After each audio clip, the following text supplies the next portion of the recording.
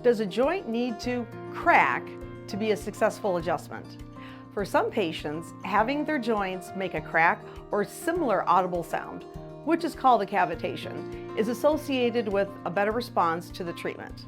Some patients feel worse after a cavitating adjustment, and for some patients, it doesn't make a difference.